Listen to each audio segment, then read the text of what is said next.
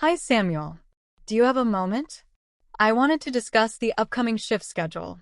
I noticed a few inconsistencies that might impact patient care continuity. For instance, there seems to be a pattern of short staffing on several night shifts next week, which could lead to increased workload and potential burnout for those on duty. Also, I observed that there are 2 consecutive days where a relatively new staff member is scheduled to handle complex wound dressings without a senior colleague present, which might not be the best support for them or the patients. Furthermore, my request for a slight adjustment to my roster on the 18th, due to a prior family commitment I mentioned a while ago, doesn't seem to have been reflected. It's just that arranging childcare for that specific evening is quite difficult. Thanks for bringing this to my attention, Mihira. I appreciate you being so proactive. Regarding the night shift staffing, that's due to a couple of unexpected sick leaves we're trying to cover with agency staff, but I agree it's not ideal. On the matter of the new staff member in complex dressings, I'll certainly review that and ensure a senior nurse is paired with them. Now, about your roster adjustment for the 18th, let me pull up the schedule here. I see your initial request.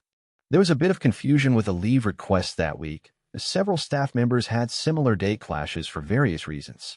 Let me see if I can still make that adjustment for you, given it was a prior commitment. Thank you, Samuel. I understand the staffing challenges. My main concern with the 18th was just ensuring adequate handover for my patients, knowing it was a previously agreed upon arrangement.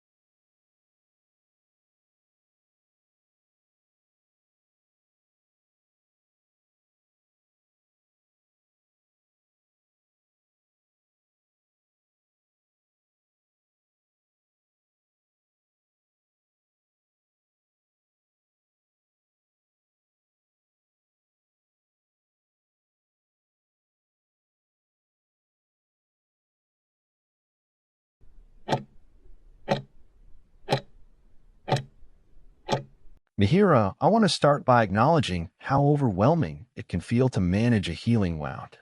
It's completely normal to worry about doing the right thing, and I'm here to help you navigate this step by step. Your number one goal is to create the safest, cleanest environment for your body to heal itself, and that starts with a few key practices. First, please follow the specific instructions for changing your dressing exactly as they were given to you. This routine is vital. Before you even begin, and again after you've finished, it's crucial to wash your hands thoroughly with soap and water. This simple act is your strongest shield against infection. Throughout the day, your aim is to keep the entire area clean and dry, protecting it from moisture and irritation. Mihira, if you have any discomfort, please take the recommended pain relief as directed to stay ahead of the pain. Being comfortable helps your body focus its energy on healing. Just as important as what to do is knowing what to gently avoid.